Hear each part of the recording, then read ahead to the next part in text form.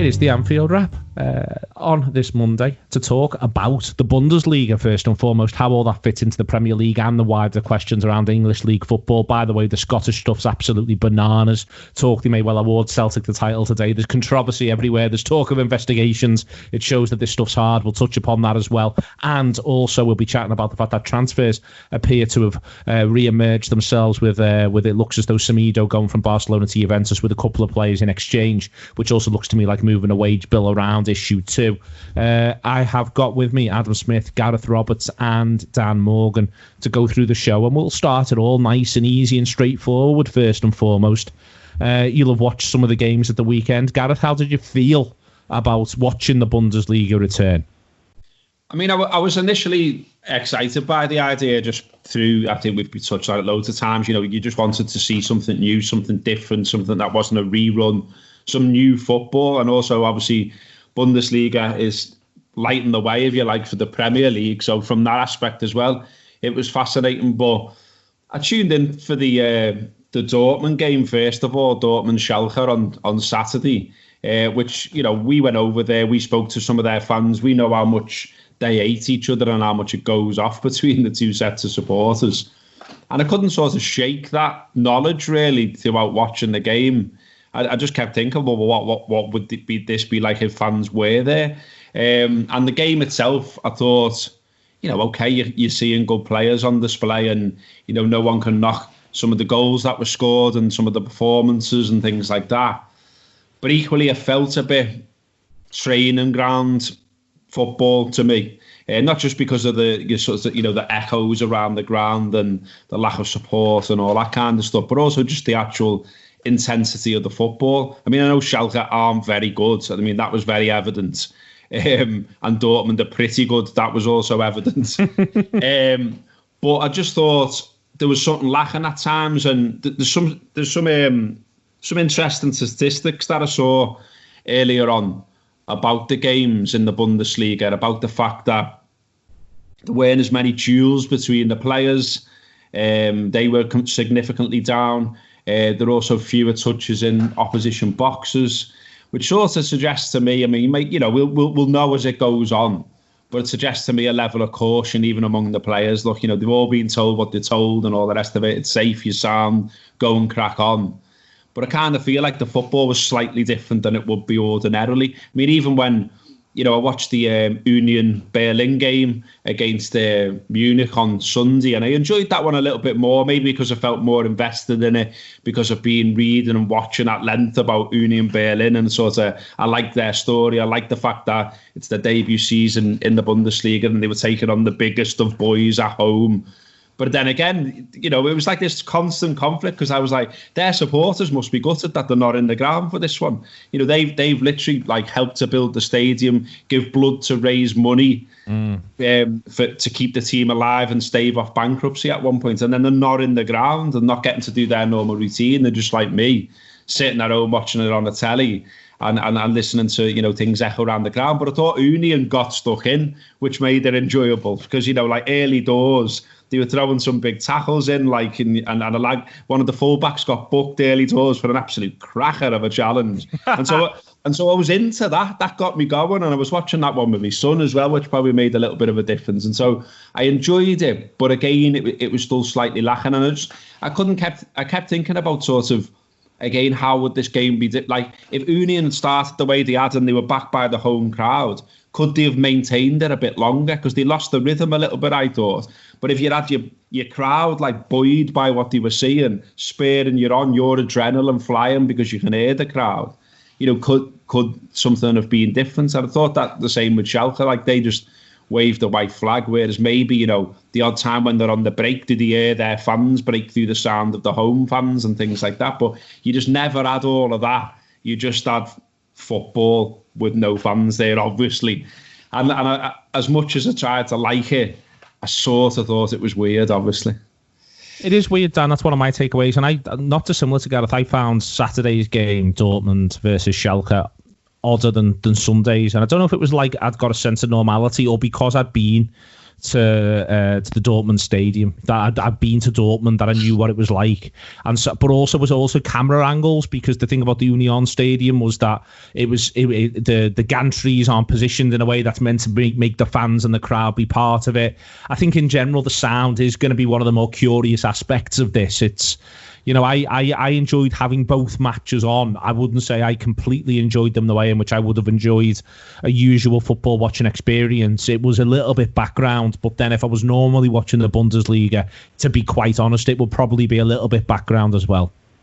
I think there's two things for me. Firstly, I think it's more the realisation as opposed to surprise. You can go into the weekend and know that you're watching a game behind closed doors. You know, you don't have to ponder too much about what that'll be like. You can sort of guess as to what you're going to be tuning into. I think it was more, oh God, this is the realisation of not so much what we're watching, but what we've been used to for so long and what we've just stepped away from. And I know 2 months have passed, but, you know, it doesn't feel like yesterday that we were walking out of the ground after Atletico, for example.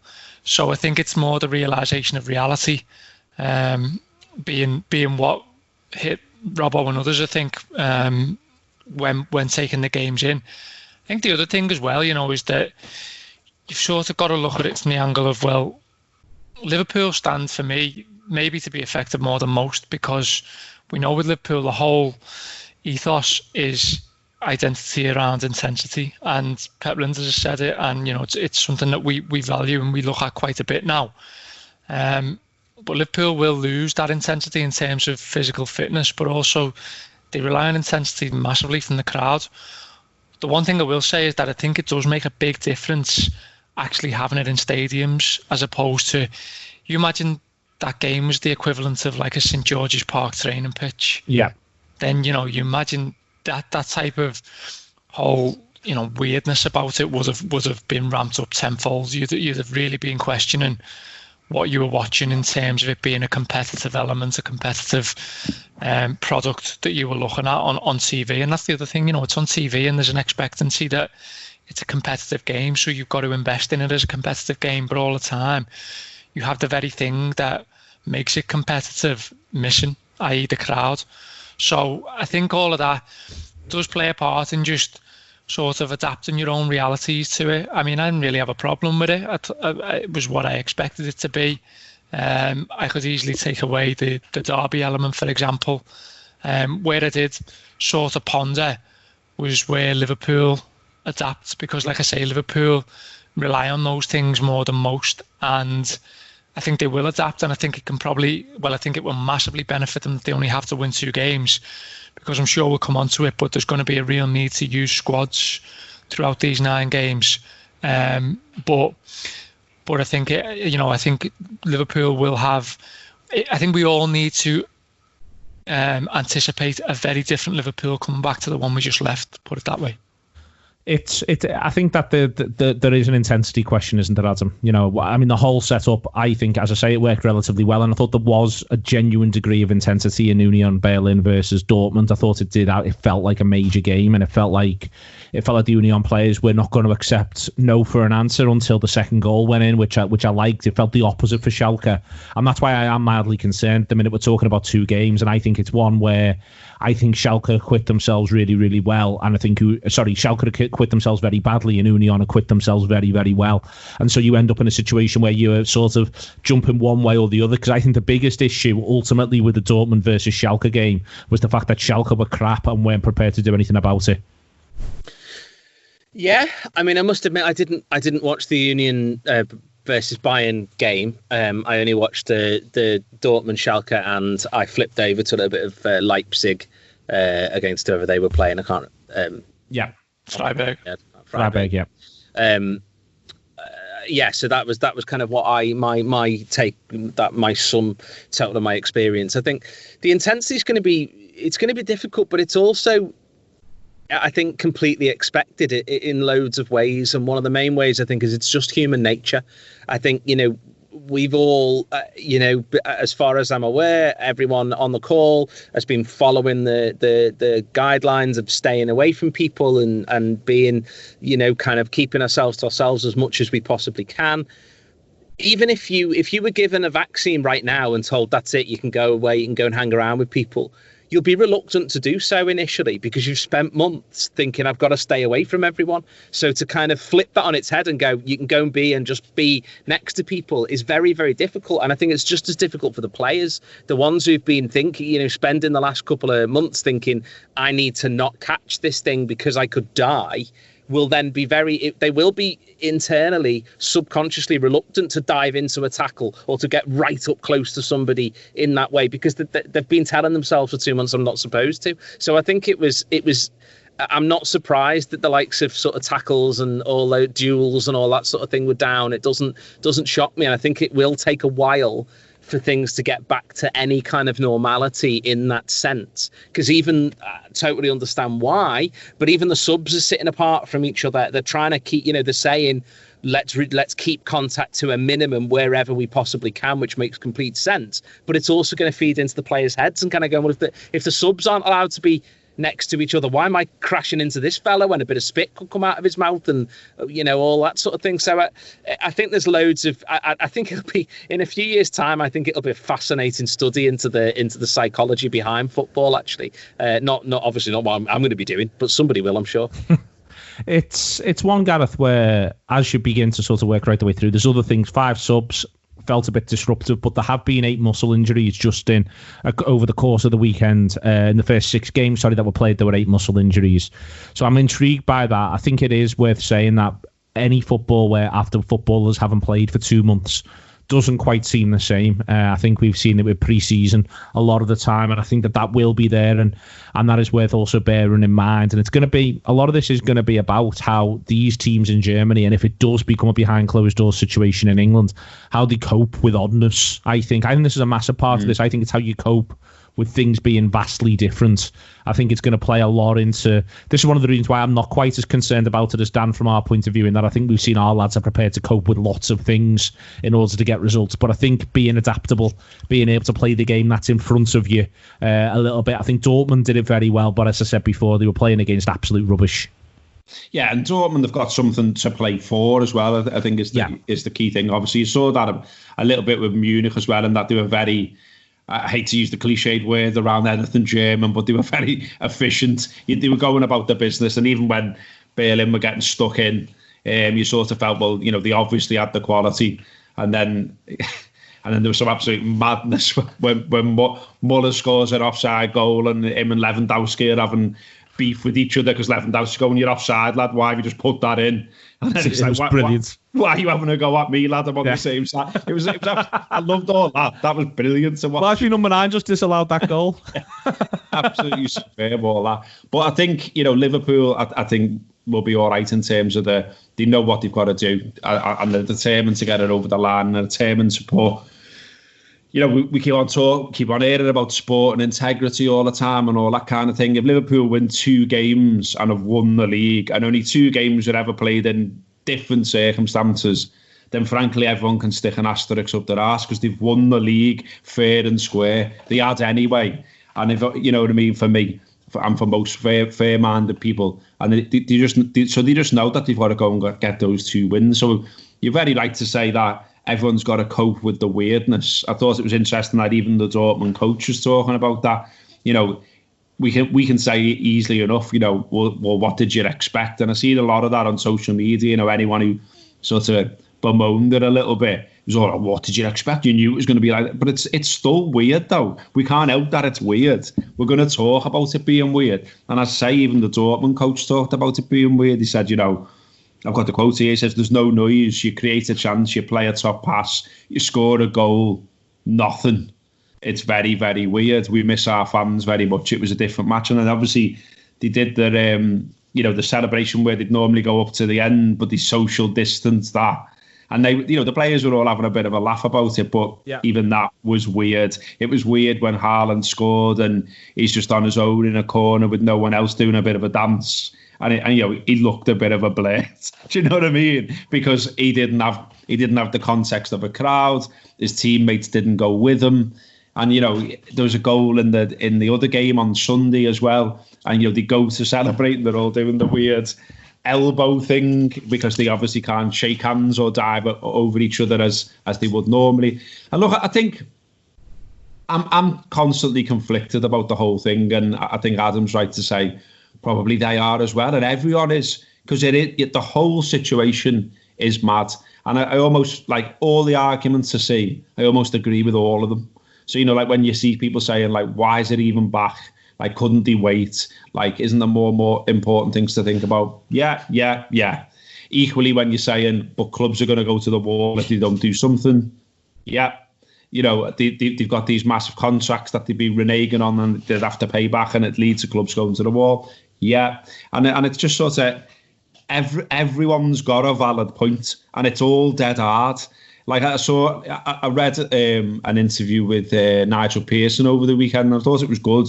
I like him now. I don't know what's happened with him. Loads of sense. Yeah, like I really like him, and like he was going on about the leadership around all of this, and I totally agree with him. And that was something I was thinking. From my point of view of looking in from the outside, I was like, when I look at the Bundesliga and look at what the executives were saying in the Bundesliga early doors, and look how they dealt with it. It felt like there was leadership. It felt like they were going, right, we've got to get this back. And we've got to get this back because clubs are going to go to the wall if we don't. And so clubs, pretty much from what I can see, agreed that was the way they were going. But not only that, they answered the concerns really, really early in great detail. They're making videos, they're putting out documents, and it shows you where people will be, how it will work, coming on separate buses, being quarantined, the substitutes sitting apart. And it just shows you in a really simple way they're taking every single step they possibly could here. Whereas with the Premier League, to my knowledge, there is still no video, there is still no documents. And so that is why you've got players. I'm not volleying the players for 1 second, coming out and saying, I'm not sure about this, I'm really not sure about it. But that to me is because the communication and the leadership's been lacking on that front. Like, if they've been showing that they've been dealing with the very best experts you can go out and find on this subject, and the very best experts you can go out and find on this subject are saying, you're going to be all right, lads, I think you'd be seeing much less of the dissenting voices that you're getting in the media almost every day. Whereas as it is, because like a chink of light seems to be there constantly about, but they still might not do it, then you've got the opportunistic stuff where like people are like, oh, well, this could mean we might not go down, or this could mean this, or this could mean that. But you've also got the stuff there where the players are just not sure. I think from our boys' point of view, by the way, as well on that, there probably are some lads in the squad who feel the same. But equally, I think, as much as you can take things from social media posts, you saw Henderson, you saw Robertson posting about that. As long as it gets the green light today, it looks like they're really looking forward to the idea of getting back into training, of being a part of it again. And they must be as desperate for that title as we are. So I think when Liverpool take to the pitch, that's going to be very different, by the way, because we'll all be totally invested in it. Absolutely. So it'd be interested, what our reactions are then when it's our players in our match with 3 points at stake that could take us 3 points away from a title. I think it'd feel very different to watching Bundesliga. But yeah, it almost feels the whole thing like some kind of film or some kind of like bizarre social experiment that we're all a part of. And let's be honest, all of this will be in history books in the future. There probably will be films about this because it's all wild. There's in that the idea, Dan, Gareth saying there about our players and what our players are saying, and you were saying before about how this may or may not hit us. There was a nice thread from Guillaume Balaguer, I thought, where he referenced the slower pace than usual, where he referenced players being out of form, where he referenced a few little different bits and pieces, injuries, coaching on the physical side of the game, organisation will suffer. Players will gain influence over the collective work, football of mistakes, which may well suit Liverpool. One of the things I was taken from it, though, is that what Liverpool have now got, not just Liverpool, every team in the Premier League, but everyone's now got the video, the data of what the first weekend in the Bundesliga looked like. The idea of what we may need to work on, what we may need to think about, where we may need to be different. It's going to be a really intriguing, I think, quite quick fact-finding mission. It's going to be a lot of analysts, a lot of people being clever, trying to work out what you need to do with things being a little bit different in a game we've grown so used to, which I actually think, again, has its own charm. To be honest with you, it has its own strange little bit of charm. Yeah, I mean, just to contextualise, when I said I was concerned, I think what I meant was more concern, if you like, not even concern, but just intrigue more around what we perceived Liverpool to be prior to what we have to expect going back. You know, conflicting to that, I think it's intriguing that the first two games back at Everton and Man City, you know, just to take on Robbo's point, if we had Villa and Wolves, for example, or, you know, someone else, Villa and Southampton, say, then I think you'd sort of look at it a different way. You'd look at the Bundesliga model and you'd think, okay, you know, we can sort of traditionally get through those two games and then see where we are with what it looks like, and all that time we get our 2 wins that we need, and then we go from there. But the fact that you come back, you've got two games to win essentially, and it's a derby, and it's your closest rivals in the last 2 years. I think that's going to add to certainly add to the strangeness of the event, because we'll obviously be watching it in our living rooms, and none of us will be there. That probably helps in a way that we're away in both. But, you know, if one of those games was in Anfield, especially, that again, that'd take on a whole different context. I think, yeah, look, I think for me, where I talked about squads before, I think this is going to be massive. I think that I think what Klopp will be saying is that we need to prepare for, basically, I think they're going to say we need a 38-game squad for a 9-game season.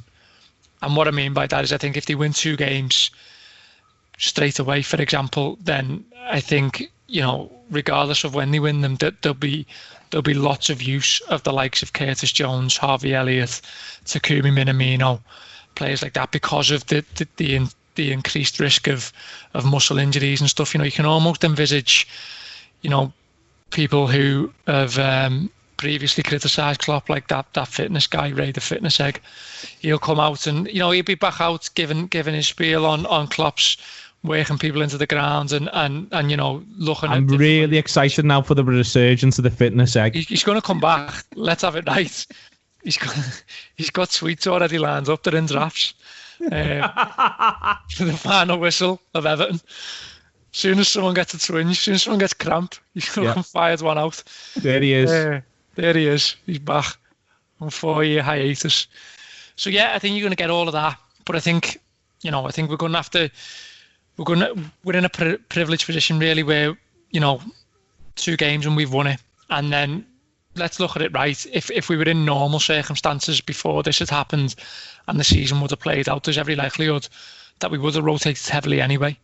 So nothing really changes in that respect, other than the fact that you're decreasing injury risk for what could really be one season that rolls into another, and that's another thing at stake. You know, you don't want to risk any long-term injuries if you haven't got that pre-season break now.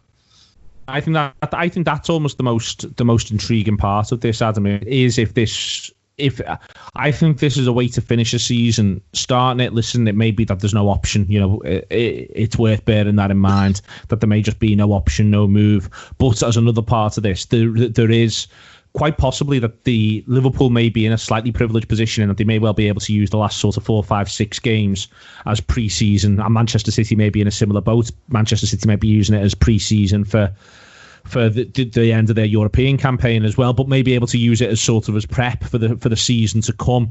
I think that things can work for you as ever. We've got to trust that this Liverpool side that's shown it's very, very good at spotting opportunities and running with them are able to do it.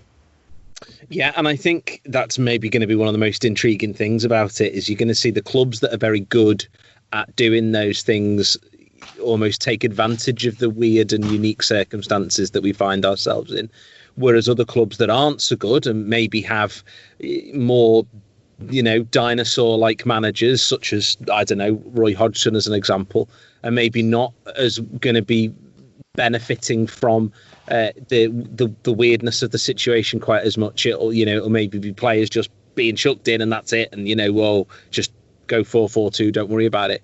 And so it'll be really interesting to see what it means. Is it like a pre-season? Because there's not going to be a pre-season. We're not going to be going off to America or Europe or anything like that. So it is literally going to be that when they can start the next season, they're going to start it, and I think that'll also be behind closed doors and things. So the likes of Liverpool maybe will be saying, look, first few games, they're going to be weird. It's going to be weird for you, especially without the Anfield crowd, who do react to circumstance, who do get behind the team perhaps better than some other teams do, some other fans do. But so they're going to, use that. You get used to it, figure it out over these sort of 9 games. Make sure everybody in the squad gets that experience, so that if he is having to turn to Curtis Jones more than he'd like to at the start of next season, he's not going, whoa, what's going on with this empty stadium? That's the sort of thing that I think Liverpool are very good at, and take the opportunity to make sure everybody's getting the experience that they need to get, and at the same time, hopefully winding a few people up at the bottom of the table, because they'll be going, oh, Liverpool have played a weakened team and stuff, and we're like, well, shouldn't have been banging on about null and void then, should you pricks? I mean, I enjoyed the end of that, especially, Adam. Long may that continue. All of that sort of stuff. Just to come back to you on the fact that we are talking more and more as though it feels as though the Premier League is going to happen. There's some comments from the Culture Secretary this morning, Oliver Dowden, which suggests that he's hopeful, more accurately hopeful, they'll be playing by mid-June. Since we spoke last Monday, we've got to move on home stadia. There's meant to be a vote today about starting group training, training in small groups. I suspect June the 12th may well get pushed back a week. I've always felt June the 12th felt a week too early, Adam. But it does feel like inch by inch by inch, we are getting closer to there being a confirmed restart date for Premier League football and then a confirmed schedule. Yeah, it does feel like that. And it's felt like it, to be honest, I think ever since the first couple of meetings happened, and the idea was we want to try and finish the season. And then the FA, as soon as the FA stepped in and said, you're not scrapping relegation, you're not doing null and void, you're not doing any of those things, it felt like they had to find a way to make it work. And I think the majority of clubs are going to want that to happen. I know there's this talk of, 6 clubs at the bottom that don't and all that, but I think that's a little bit exaggerated. And I think, for example, the likes of Aston Villa, who've been very much, null and void, banging the drum, Christian Perslow, all that. Well, if they do points per game, Villa are down. So Villa's only way of staying up is by finishing the season. Yeah. That's the only chance they've got. So it is very much a kind of, okay, well, we don't want to do null and void. If we can't do null and void, we don't want to do points per game. So let's finish the season. As soon as that thing happens, there's a switch, isn't there, in the mentality of all the teams that are down there that will then kind of look at it and go, right, if it's not null and void, what's our best chance of staying up? Well, that's playing games. So as soon as that becomes the mentality of the majority of the clubs, and the ones in the that are there that are looking at maybe European places are thinking the same thing. We need to play to get into those European spots. That I think made it inevitable that this was the direction it was going to go in. I think the interesting thing I guess will be just I'm not surprised, let me put it this way, that the politicians want it to restart. And the main reason I'm not surprised is because if it doesn't, then there'll be lots of questions about why were they able to do it in Germany and not over here. And the answer to those questions inevitably comes into how much better they've handled the entire situation in Germany than the government over here has handled it. And they don't want those questions. So the best way to avoid them is by having the football and not having anybody saying, why were Germany able to play football and we weren't able to play it in England? So I'm not surprised that they're sort of banging the drum to get it going. It seems as though 1st of June, Gareth Snooker is meant to be returning on the 1st of June, which is, a real boost in ours. Horse racing is looking at the 1st of June. There could still be a few sticking points, and one is actually the idea of a rising rate of infection, a rising rate of what we've termed R. But that's the only thing I can see changing it now. It's very, very difficult to see how we don't finish this Premier League season behind closed doors, even if it takes all the way through until 2nd or 3rd week of August to do it. I really struggle now to see what changes unless there is unless the infection rate does go back through the roof. Yeah, I agree. In that, I think the conversation's changed markedly, hasn't it? And it's gone from, the people that did want to see the season binned for whatever reason, plenty, of course, just because they didn't want Liverpool to win the league. the conversation's changed from them having a glimmer of hope to them having none now. It does seem to be the direction of travel. The government saying what they're saying, reiterating that now. The FA saying what they're saying, UEFA saying what they're saying. The fact that you've now got the Bundesliga doing what they're doing, even like they're just, how they're going to test and who they're going to use for testing. Like all the arguments seem to be slowly getting shut down now. Because there was the thing about, well, what you're taking tests away from, people who need them in wider society, and they've gone, we're doing it the same way Germany are doing it, so no, we're not. And so it's like, okay, that's another thing that you can't throw against it. So yeah, unless there is the big upturn in infection, or unless there is some kind of, issue again where, someone could argue about integrity, like, so, we had the thing in Germany, obviously, where the club, was it Dresden? I think it was. The whole club was basically quarantined because of a number of cases, and their local authority there was like, okay, well, you're not doing anything now, you're not getting involved, and so their fixtures now are like, well, when are they playing them fixtures? And like, if that happens too often, all of a sudden you've got a problem. I think if it's just one club like it is there, they're still confident there's holes in the calendar for them to be able to play. I think that's the only thing I can see as well. If the return of football means all of a sudden a load of players got infected, too many players got infected, and how many players is too many players, and where can a club go, hang on, like 10 players currently have got it and we can't turn to them, that's not fair. Then you've got that integrity problem again. I mean, it's interesting. It didn't go into any detail, but Jurgen Klopp apparently did raise at one of the meetings the idea of, sort of what happens around that. And I think he was sort of asking, can you almost sign kids that, aren't down as being in the squad, but are at Liverpool Football Club, if you like? Would we be able to bring them in to get fixtures done? Now, Liverpool might argue that's a good way to do it, and obviously clubs down the bottom might argue it's a bad way to do it, and then you're back to sort of square one. So it's those things that I still potentially see tripping it up. But you'd like to think, like I said before, that all of it, that they realise now they can't piss about in terms of who they go and get advice off and who they work with. They've got to go and get the best. They've got enough money to go and get the best. You've got the thing, what I take Adam's point in terms of, the government is quite keen for it to happen now, because people will say, well, why is it not happening here, but it can happen there? But equally now that the same applies to the Premier League almost. So, your leadership at the top of the Premier League and all the way through clubs who seemingly come to pretty much a consensus this needs to come back.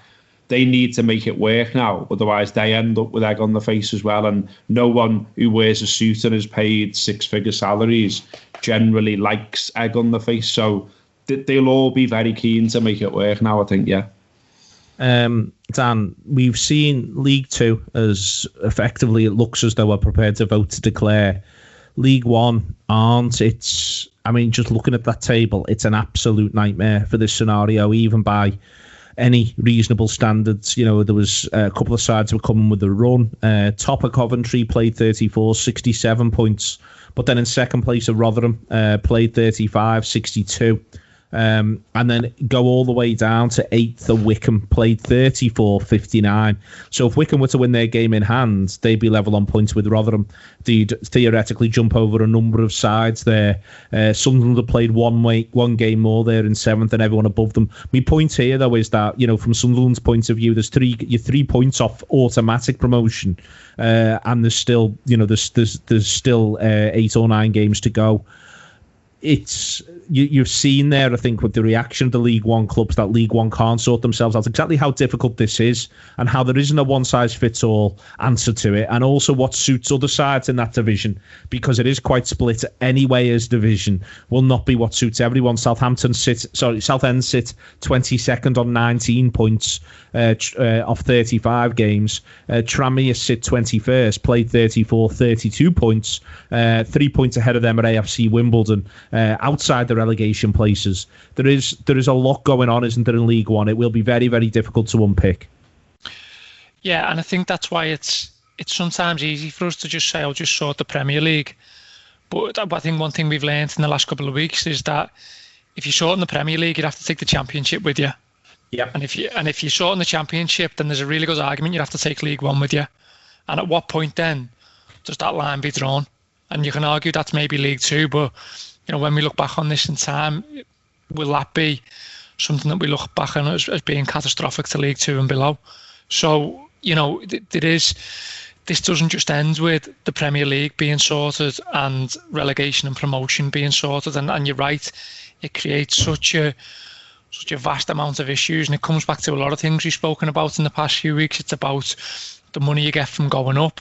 It's about parachute payments. So, there's no real surprise that those teams who may be sitting 13th, for example, in one of those leagues, but are only 3-4 points off the playoffs, are saying, no, hang on a minute, not a chance that I'm giving this up, because if we make that and then we get up there, then you're telling me there's a chance for that, so I'm going to take it. That's why I think you put on your agenda, Neil, there's no one size fits all solution here. And I think when people, what really wound me up was when people were bringing up things like, teams will lose the home advantage against sides who they've already played in stadiums against this season. I'm like, that is the least of your problems when it comes to making a decision about how you sort this season out. If you're going to go that intricate, then we'll probably never see football again. In terms of how far you want to go, there has to be compromise, and there has to be quite a bit of give, and ultimately, whether people like it or not, playing football games is easier than not playing football games. And that is the bottom line across every level.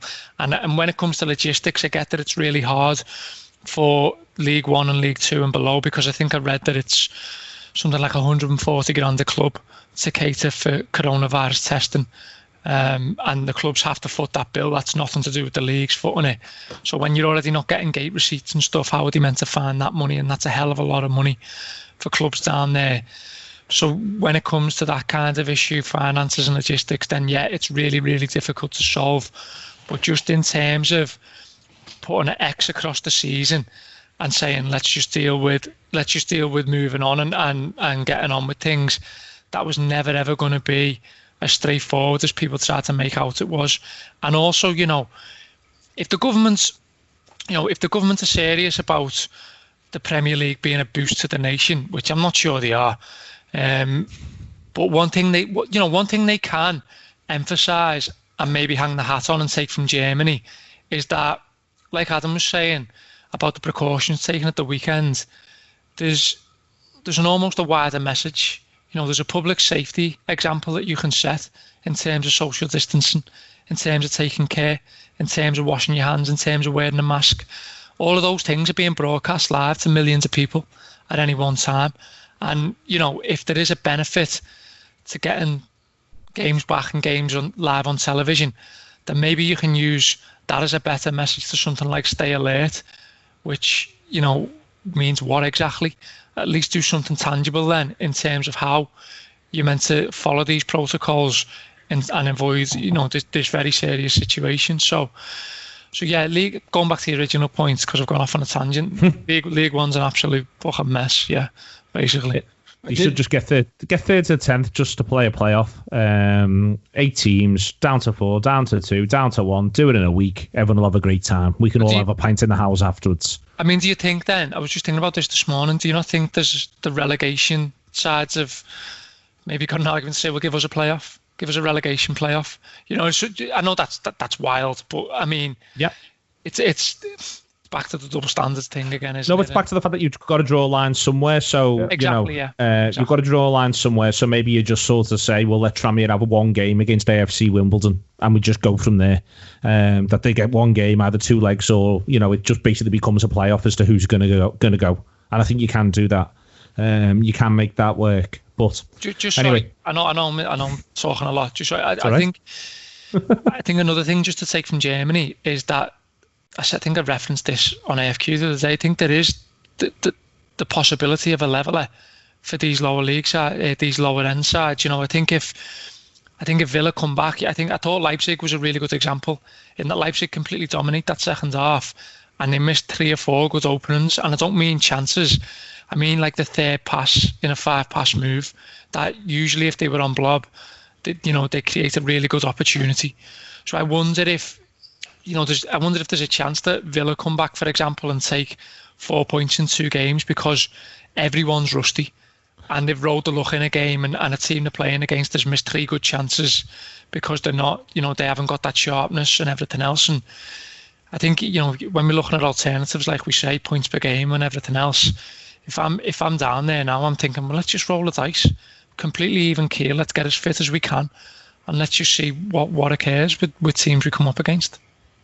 Last little thing is, there's a bit of transfer news, Gareth, and I think the transfer news is going to be, I refuse to believe football clubs have stopped talking about potential transfers over the summer. I think there'll be a lot of people hedging the bets, but I very much doubt all the world's Michael Edwards are sat furloughed and watching Homes Under the Hammer. I'm just not having that. I suspect there is work going on, but at the minute no one wants to talk about it. So Juventus look as though they've agreed with Barcelona, Pjanic and De Salagio, and 25 million euros for Nelson Semedo, which, Pjanic is a very good player. De Salagio I'm not quite sure about, but Semedo's a tidy enough player. My point here, though, is firstly that feels a little bit like Juventus are looking after their wage bill, and Barca have got a couple of holes they want to get filled.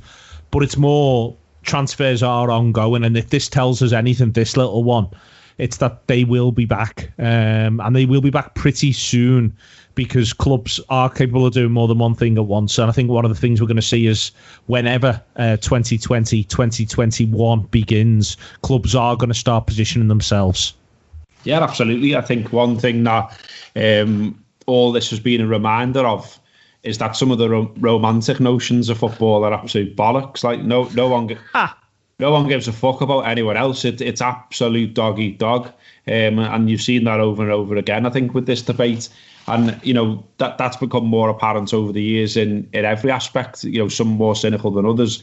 Every club always looks to get an advantage, and there will be lots and lots of clubs looking to gain an advantage out of this. Like, does it mean all of a sudden that you can swoop for a player from a club that financially is struggling with this, whereas previously they might not have wanted to let him go? There will be people right across all the clubs looking for any competitive advantage that they can gain from this. So of course transfers will still go, and it might be that they're ringing up saying, oh, come on, we can't be paying that now. Like, the transfer market might naturally shift a little bit now. They might say, okay, we can't pay that fee, or we can't pay those wages, and that'll be interesting, and those debates will be going on. Well, you wanted 50 million for him, but come on, we've had a pandemic now, so like the situation's changed. That we haven't got the money we previously had. I mean, if you were an agent and you were dealing with Liverpool, and Liverpool were doing that, by the way, and that you're involved in the Werner potential deal or something. And like Liverpool start saying, well, come on, like we haven't had any home games there and blah, blah, blah. And, no one's been buying merch. Like, you're the agent, you're going, you were going to build a stand? Fuck off. Do you know what I mean? So, like, the idea that transfers stop, I mean, I think it changes. It definitely changes lower down. We talked about there, and I think we touched on it a little bit, that, it's a different world, the bottom end of football to the top. It really is. Like some of the clubs you were talking about before, players there have been furloughed. That's the difference. And I seen, like, I think it was the Rochdale chairman saying, if we bring football back at this level now, I've got to start paying all the whole squad again. Whereas currently we're getting a bit of relief from the government scheme, and that might save our club. It might save our club not to bring it back. And, all those points, are maybe not considered in the way that they should, but it's probably going to lead to, you could go mad on this. You could do another podcast on it almost. There's almost an argument to say, like, restructure the fucking game now, because, like, it's shown the haves and have-nots up massively again. So, it's not to my taste, I've got to be honest, but, like, I'm waiting for the European Super League debate to come to the fore again off the back of this. I'm waiting, and this has started, by the way, lower down the leagues. There are loads of clubs now saying, if we go up, like, from one non-league league to another, how come all of a sudden we've got to travel the length and breadth of the country and the cost that incurs? Why don't we have North and South? Yeah, used to have it. They used to have it, exactly. And so, things like that, I think this is an opportunity in that way to talk about those things, to talk about the inefficiencies of the game, to talk about clubs that stockpile players, youth players, and they don't do anything. They're just kicking around at a club, training and having matches on the pitch and never getting on the pitch. Do you need all them really? You know, would it be better for them to carry on be playing at a lower level? All of those conversations will become slightly different now off the back of this. But you know, to go back, I've done a damn now and made about 20 different points. Only made 15. To go back to what you were actually asking, of course, transfers still happen, and of course, you know, clubs think about the future, and that's why this conversation's never gone away. Because you know, whatever's happening, you know, there's the other side of this pandemic. There is the other side of coronavirus, and clubs have got to think about that, and that includes transfers, ins and outs. We're going to get that now, I think, Adam. That will be the next thing that re-emerges, and it is always going to be part of the game. It is the shoe to drop, I think it's fair to say. That is to come. I think Liverpool, I don't know about you, but I think they'll be safety first this summer. I put summer on the agenda in inverted commas. We don't know when it'll be, but I'm expecting very, very little from the Reds. Maybe not dissimilar to last summer. A couple of the young players, links with that lad in Brazil this weekend were interesting. Maybe one player of significance, but I just think if you're the Reds, you will just be safety first. What you know, you know. Yeah, I think so. And I think it's, as often with these things, I think it depends how much movement there is generally in the market. I think if the transfer market returns to something, what you might refer to as normal, then I think Liverpool will make a couple of moves. I think if only one or two clubs are buying, I don't think we will. And I think the biggest thing that's happened for Liverpool to stop them doing anything in the transfer market is the mistake they made over the furloughing of people.